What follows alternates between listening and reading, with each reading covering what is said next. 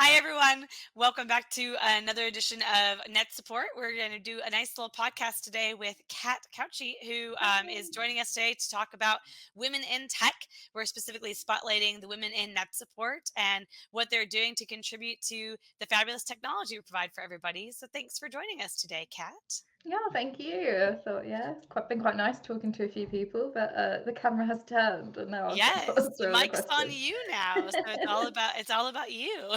It's going to be weird. I'm used to being on the other end. And now you get to answer all the questions, and I get to ask them. So, Yeah, it's a good fun. but I'm I getting know for too the excited lovely about people that. who listen to us regularly, or maybe if it's their first time, they may not know you as well, since you're typically Mhm. interviewing other people. So, kind of give us a little picture of what you do at NetSupport, but then who you are outside of NetSupport and what you're interested in, what you like to do.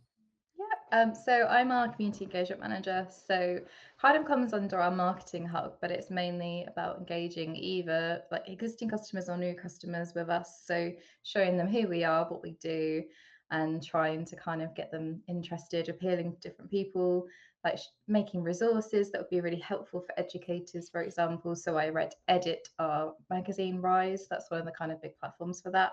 I host some of our podcasts as well. And then I know, like, for example, me and Maggie, we've worked together on things, haven't we, as well? Different Yes. resources for customers and stuff, and different talk shows and things. So, really trying to provide some really useful stuff for our communities and get them more engaged and involved with us and see us as more than just our software and everything else that we can offer, really. Kind of like Um, the voice of NetSupport, I feel like, don't when people think about that, it's say it just like that. That sounds scary. no, but not in a Yeah. weird way, but in a good way. Mm. It's nice to have kind of a beacon, a person who's kind of out there putting things out, and you do a great job of creating resources that can engage the entire, especially the education community, but the entire Yeah, community at thank large, you. and giving them some tools. So, but Yeah. you're more than just your job, and I know you I do a lot know. of things outside. So, share some of your hobbies with us and what you do. Yeah, so as you might have heard in the first episode that me and Maggie did, I do also really like baking, like Maggie does. So something we talk about quite a lot.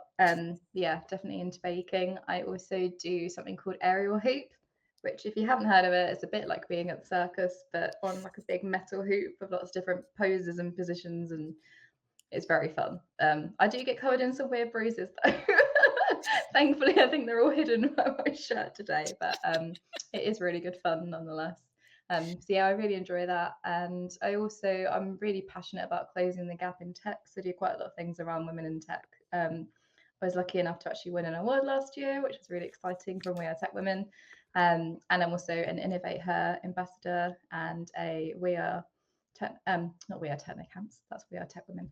I'm also a Technocamps role model as well for girls in STEM. So yeah, I like to definitely keep myself busy. Oh, and a member of the Global Equality Collective as well. Hi, guys. Goodness, the resume grows longer and longer. So, but Mm, what's funny about you is that very similarly to me, like you didn't start out in tech, like that's not your no. background, that's not where you're going. So, can you give everyone kind of an overview of your journey of, where you started from and how you really got into more of the tech sphere? Yeah, so I actually started as a primary school teacher. I'm still really passionate about education, which is partly why I ended up at NetSupport over like a different tech company, because I know we really value that, and a lot of the people within the business still work in education in different ways. I mean, we've got like Al Kingsley, who's still chair of a multi-academy trust, and all his other million hats that I won't get into because that's a podcast in itself. Mark Anstone still goes into schools and does a lot of training and things as well, and some others that are governors and things. And I mean, you, Maggie, used to work in education as well, so we've got a lot of people that did previously. I was looking for a challenge outside the classroom, really, but I still wanted to be able to use what I'd learned about education. So I started as a product manager originally of a early years and primary school product that we had called Really School. So the idea was they wanted someone who was a teacher so that I could actually talk to the developers about what teachers actually need and kind of translate the developer kind of spiel of why X feature couldn't be in X release, etc. So it's that kind of go between the two to try and really get what customers need, but also kind of a realistic plan together of how that could actually work and why they need it. So just trying to bridge that communication was really important. And then yeah, just from there, Al was always kind of pushing me to do things like, oh, would you like to host this podcast, or would you like to do this talk? Or I think he must have noticed something that I didn't. And then before I knew it, I was editing R.I.S.E and managing case studies and various other things. So it just kind of grew into the community engagement manager from there. But yeah, if you'd asked me if I would work in tech when I was a teenager, I would have said no, because I was sure it was only for boys and it was just spreadsheets. I was like convinced it was purely like just spreadsheets and coding. There was no like, there's nothing else. Oh, that was the stereotype I definitely had at school. I think that it was just the education we had in it at the time, and like the opportunities and stuff you just didn't know about. So yeah, it's definitely changed a lot. And I'm really glad I'm here now, but I never would have assumed that when I was younger. And you bring up a really Sure. good point that there is a stereotype, and it's a stereotype for a reason, that tech is a very male heavy industry, in the same way Yeah. that primary education was a very female heavy industry, Oh because yeah, it's seen as a absolutely. woman's job, or it's seen, versus like tech being a man's job. And like your background, kind of when you went through school, did you feel like consciously or unconsciously there was a bias towards men and boys getting more technical type Mm. education versus women? What was your experience with that? Yeah, definitely. And I think it is improving. I think we've still got a way to go, especially if we look at our current industry. But yeah, it 100% was. I think it was very marketed at them. And I think even from younger, they were like, oh, you'd be great at working with children or doing this or that. And yes, I was, but also there were probably some other boys in my class who also would have been really good at that, but it was never even kind of mentioned. And vice versa, maybe I could have been some kind of amazing developer for all I know, but it was never even an option or Yeah. considered an option. And very little girls at my school took on like IT at GCSE, and then even less when we got onto like A levels and then onto uni as well. Even though it's funny because it's such a lot of that technical stuff is so fundamental now in our daily lives. Like just even if you're just talking about the basics, it's within so many job roles and things. And I think there's so much that I had to pick up while I was teaching Hmm. that would have would have been really nice to know before I started teaching other children how to do it, because at that point it became more important. And I mean, it was we're starting to see it when children that are younger and younger, that they're starting to learn some of these technical things that I didn't learn until I was probably in my 20s. So it's kind of baffling really how it's changed, and for the better, but obviously it's still got a way to go. So Yeah. And that was like that was a big jump to go from having no interest and no background in tech to working as a primary educator and kind of being kid focused, to now you're being asked to be a product manager essentially. yeah. So when the opportunity arose, or when I because obviously there's a lot of background, like how it arose and where you came to it and things like that, Mm. like was there some hesitation or fear on your part about taking over a role that was seen as being technical or tied to tech? Did you feel like that kind of Yeah. imposter syndrome of like, I Yes. don't I don't fit here, I don't belong here? What was your Yeah, experience? definitely felt imposter syndrome, because I just did not have that background. And I think, again, it was that conceived kind of assumption of what that role would entail and what it would mean and what I would need to know and be able to do. When actually there were things obviously I needed to learn, but I hadn't really valued some of the transferable skills from teaching that actually really helped me to stand out in that role. And I think I'm actually a much quicker learner than I kind of admit to myself. And there's actually quite a lot of things that I was able to pick up. I just hadn't really had the opportunity before. So it was just being given the chance to learn some of those things, and not be afraid to ask for help, especially with like technical jargon. Like some of it is like some things that happen in tech are so simple, but they sound so complicated. So it's kind of getting around some of that as well. I found quite difficult. It was just like, how am I supposed to do that? That sounds so difficult. I've never heard of it. And then it's like, oh, you just want me to log this like thing on a database. That's fine. I can do that. But it was always said in such a complicated way. So It's like its yeah, own language. You have to like, it's like yeah, learning a second language where you have to figure everything out. And it's like we could have just said this, but mm, everything has its own speak. Even education has its own mm. speak about Oh, assessments and definitely. benchmarks and things, that it becomes so known to us when we're part of it, but when we're not, Mm. it could be like a barrier to keep us from Yeah. wanting to go in, because we're afraid we don't understand and we'll look stupid for not understanding when we go forward. Yeah, So exactly. And I think, yeah, so it does kind of go both ways in that I think it's quite helpful for people like us that have been in education to unpick some of that for the people that have always kind of been more technical, where it's like, we're making this product for these people, but I don't necessarily know what this assessment is, or what this kind of testing is that they're doing, or why, or so it does kind of go both ways. It's very true. So for what you do now, like you talked about, all the different things you do, the Global Equality Collective, Innovate Her, things along those lines. I know a lot of the goal is to get more women in tech, but also start earlier with girls Mm, to expose them to tech and STEM and things, so that they can see that. Not that they have to, but they can see themselves in those roles. What kind of yeah. things have you been a part of, or have you seen those organizations do that you feel like is really helping to shift, and kind of change that narrative of it being a boys' club only and being a Mm. anyone can be in tech? Yeah, so I think there's a kind of a lot. It's giving the schools the support and the resources, even simple things like, if we're talking about getting girls into something like tech, they need to see other role models or people working in tech, which is why, like, for InnovateHer, the Ambassador program, for example, where it's people working within that sphere in kind of any job role, actually giving assemblies to, people at school about their job and what they do. So I've been lucky enough to do one of those, which was really weird, but also really good. Um, so yeah, so there's things like that, and then, yeah, providing different kind of blogs or articles or viewpoints, anything that really can just support schools on that journey, because I think a lot of them really want to persuade, like, different people to look at different options. They want to show them what's out there of careers and stuff, but they don't just always necessarily know or have the time to do that research themselves. So it's definitely providing the resources to help facilitate that and those conversations as well. And I think it is really important. I think it's the role model aspect. We think about things like film and TV, where Mm. when you see those roles, like I know you guys had the IT crowd, which is very popular over there, and the US has picked up on it courtesy of Netflix and things. But of course, Oh, it's Netflix. guys that are working in IT, and Yeah. like I think it's like you see a lot of these things where it's unintentional, but people Mm. are cast or people are showed as, or when they're filming or they're doing, even if it's just images related to worker Mm. roles, you typically see the men in one role, women in another role, and that's just I think it's an unconscious bias, a kind Yeah. of thing that we tend to do.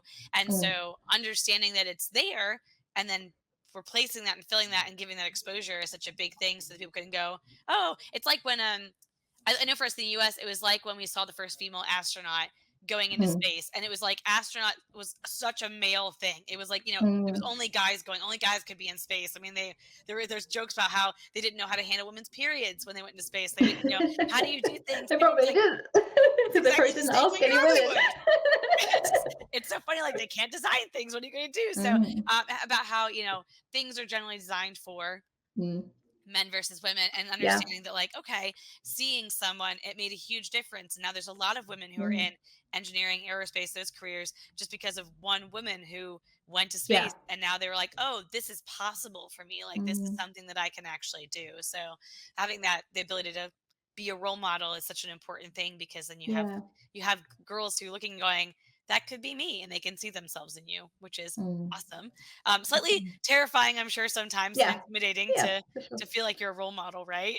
Yeah. It's like, I don't know about that, but I've definitely talked about what I do, guys, and maybe you're interested. So yeah, no, it's definitely a good thing for it to be more visible.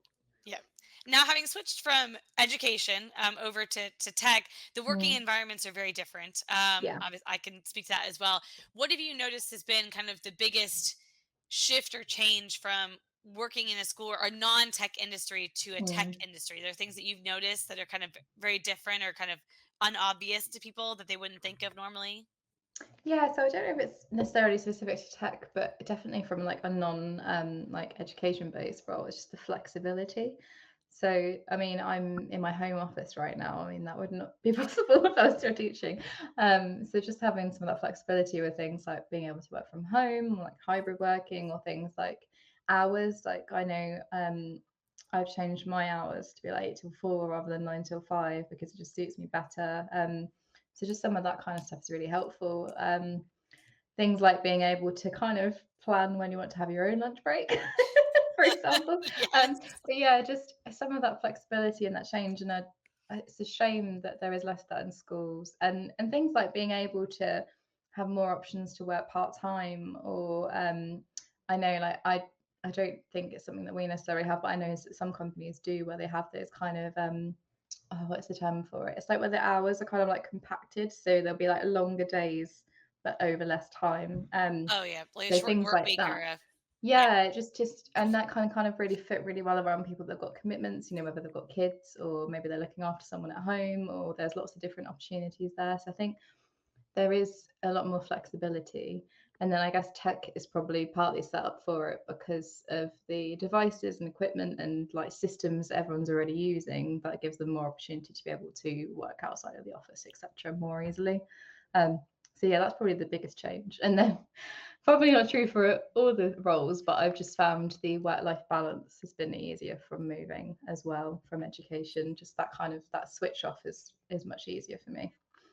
I can appreciate that. I mean, even with primary grades and like going up to like the high school level where I taught, Mm, you always take your work home with you. And not that you don't with tech. yeah. I mean, I will say one of the challenges, I don't know if you face this, is Mm, when you do work remotely or when you do have a job that allows you to work from home, your office is here, and so that you can find be yourself really going back tempting. to things at night Yeah. and doing everything that way. But of course, it was the same with teaching. You were grading at Mm, home. You were doing lesson planning on the absolutely. weekend. Like it was more than just the time that people Yeah. saw But I you think physically in the classroom. although it is really tempting with the tech stuff, I think it was more that I felt I had to when I was teaching. It wasn't even like, oh, maybe I could do a bit more. Like it was like, I have to get this done, or it's not going to be done and I'm going to let the kids down. Or there was always something that had to be done. It wasn't as Yeah. much of a, oh, actually, I didn't need to do that. I could have just stopped. It was like there was always stuff that had to be done all the time, which is really difficult for Yeah. And education staff for sure.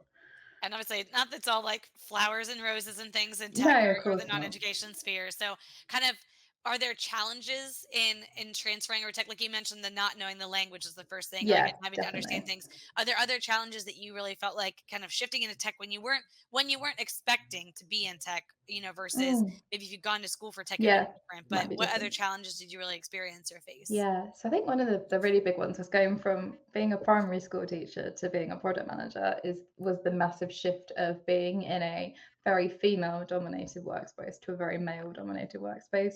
And I know I mean we're quite lucky in that sport that we do have a lot of women working here, but just in general being in the tech industry, it's just really weird going from something where it was like mostly women to mostly men as a whole, and just people's kind of assumptions of what your role was or what you might be doing, or things like, I know when we did your episode we talked about like a trade show where people just assumed that you didn't actually know the product or whatever, you were just there for fun. Just a booth babe, just there Yeah, to, so some of those sorts of things clearly of just just, here to draw attention. So. yeah, so it was really strange like seeing that complete like bias and that difference. And I was thinking it's probably a lot of what men face that do teach as well on the opposite end, where there's so little of them and there's a lot of assumptions about who would be a teacher and what you need to be a teacher and all that sort of stuff as well. So it's Mhm. like that complete sort of shift was really strange for me, I think, I can and still appreciate is. that. Yeah. That's a really good point um about the shift with like yeah. men too. Like we talk a lot about what women face and the kind of Mm, biases and things along those lines. And but it is true in a lot of careers that are very female oriented. Like, yeah. like it's like I always think like hospitals, like, you Mm, see a woman and a man, you probably assume the man is the doctor and the woman is the nurse. That happens a yeah. lot. But then if men are in nursing positions, like they Mm, probably get some assumptions having like, why didn't you go to be a yeah. doctor? Why didn't you do more? Like Yeah. we have these we I don't want to say naturally, but we get these things ingrained in us by what's been Mm, shown to us and what we see, and it's yeah. hard to overcome those biases and it's Yeah, hard we to overcome do. those We learn a lot stereotypes. from observation. And like you said earlier, a lot of it's unconscious, so that's more difficult because you don't know that you have the bias. It's harder to get around it. So Yeah. yeah, that was kind of weird. And then I think just another challenge of working in tech is how fast paced it is, which is really exciting as well because you're always learning things, but it can feel like you're always almost one step behind because so much happens so quickly and you have to be on it. It's like when the pandemic hit, we had to completely change our strategy of what we were working on and what was our priority because of the challenges it presented and what people needed like Hmm. in that moment. So I think there can be so much going on in the world that really influences what is popular in tech and like what you need to do and how that shifts, which can be a challenge as well, definitely. That's very true. I mean, it is Mm. like you wake up one day and you're like, oh, there's a new version of Chat GPT out and it can do all Mm. these things. And now and people, I think some people expect if you work in tech that you then just know things about Mm. things you're like, no, that's not my No, arena, that's not my sometimes it just sphere. hits like that, and then once it does, it's like suddenly it was like AI everywhere. It's like, no, we just one's gone, and now they're all exploding all at the same time. So, It's amazing how fast that happens, and it's just mm, and it is. It's a constant pace that you have to be very used to. I yeah, think that's something for anyone to know, but especially for women to know, because I know from my experience, I can't speak to male experience, but I know from a mm, female experience, we have a hard time where if we feel like we don't know as much as other people, then we feel like it's the imposter syndrome. We feel like we don't yeah, belong there. it We're is not more doing a good common job. in So women, unfortunately, in yeah, general. Because I remember doing a bit of research on it before, and it is, yeah. So it does make sense that you would be like, I don't know enough about this. I don't know what I'm supposed to Yeah. do. Yeah, exactly. I think it's, yeah, you have to kind of accept when you work in tech that you're not always going to be the expert, because there's just so much to it, and so much to learn all the time. And I guess on top with that as well, it's knowing what's going to stick. So what's going to matter, and like what's going to just be a short-term fad, and what's actually going to be important in the long term and stick around. Also, knowing where to invest your time can be quite hard, especially if you're in a position where you have to make those kind of decisions as well. So I think when you kind of get up that leadership level, that must be quite difficult.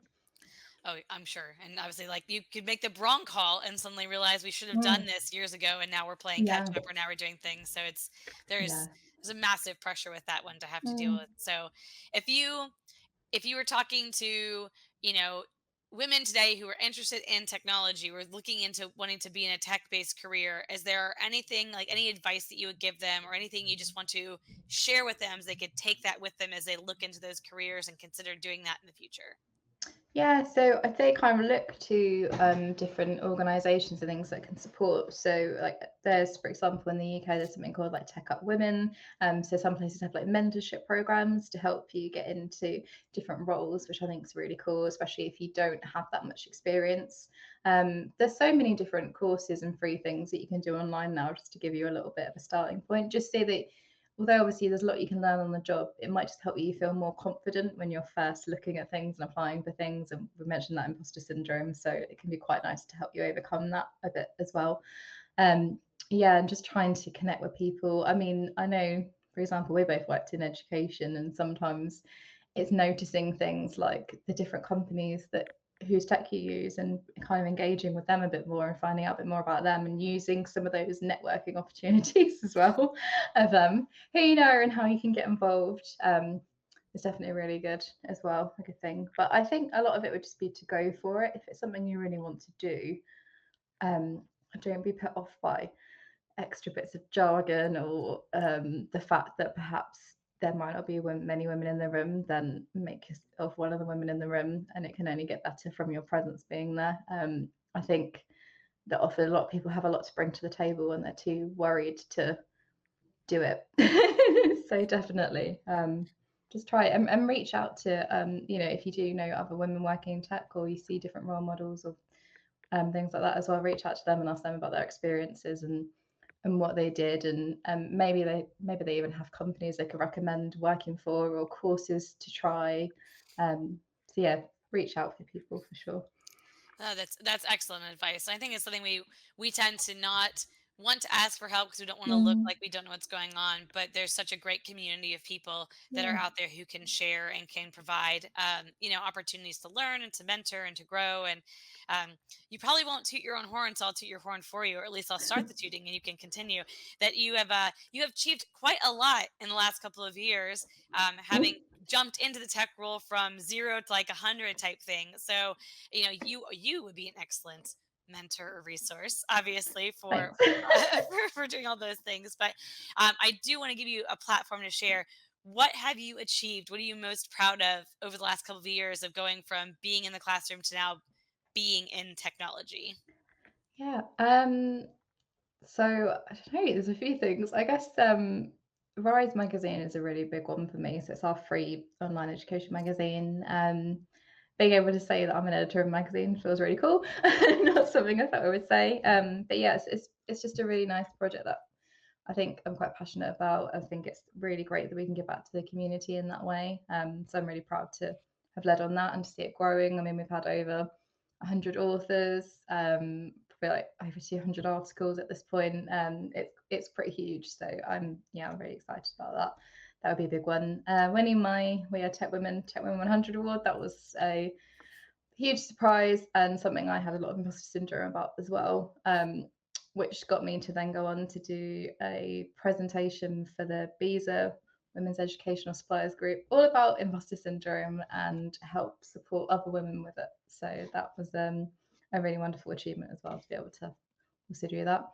And then recently we launched our customer resources portal, which I'm very excited about. So I'm really loving finding different ways to engage with people and share resources, and anything where I get to be really creative and use that spin on it. I'm definitely always proud to be part of. That's awesome. And the thing is, it's so diverse too. Like you're in tech, but there's so many things you get to do. You're editing a magazine. You're managing an engagement portal online. Tech doesn't have to look like one thing. It can look like Yeah, a lot of things. So if definitely. someone wants to It's be not just involved, programming. yeah. I mean, programming is great, and if you want to get into that, absolutely do it. I think it's just like you said, there's so much to it, there's so many roles and so many different areas, and we're hoping this podcast helps shine a bit of a light on that, because even within like our own company, you can see the very different roles and responsibilities that the people we've interviewed have so far. Yeah. So there's so many ways to be involved, for sure. Very true. I want to do a couple of fast facts with Kat. So I'm just going to ask you God. random questions and you get to answer them because it's Okay. fun. So, your I favorite post myself. NetSupport product? Oh, my favorite product. Oh, that's hard. I would go with Cluster and Cloud. Very nice. Your I think it's best just bake you ever did? oh, okay. We're going really quick fire. That's good. Best bake. Oh, I don't know if it's the best ever, but my most favorite like recent one was I did a baklava cake, which was like layered with all the different things from a baklava basically, but as a cake. It was really good. It Yes, sounds I'll go with that delicious. Oh, nice. Okay, biggest baking fail. one. I'm so Me and my sorry. best friend Drinking. made some. They were meant to be like muffins.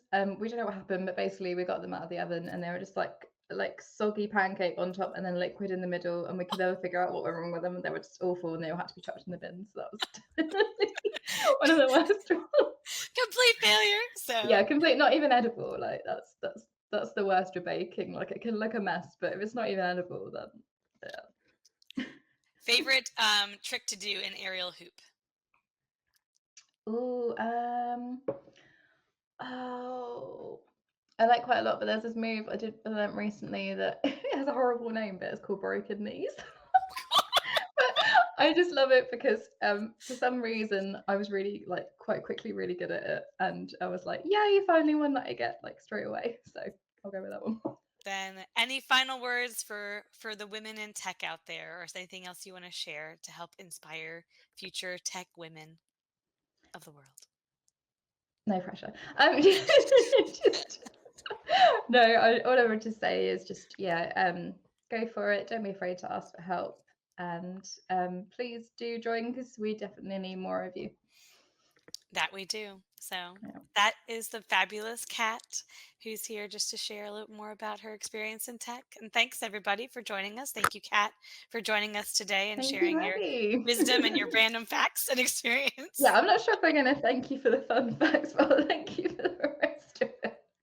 You're like, what are we doing? What are these questions? I know. I could literally, my mind went blank when you said a song. Just So gone. you're gonna think of one later. You'll message me I and go, "It will. was I'll message you this." later. So it's okay. All right. Well, Thank thanks you. everybody. Have a wonderful day.